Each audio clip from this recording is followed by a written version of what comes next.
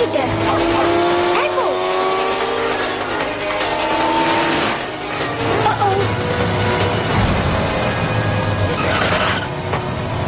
Bolt, முடிச்சிடு. Boom mic. ஆமா, அது பூம் மைக். ஆமா, சேம் மைக்.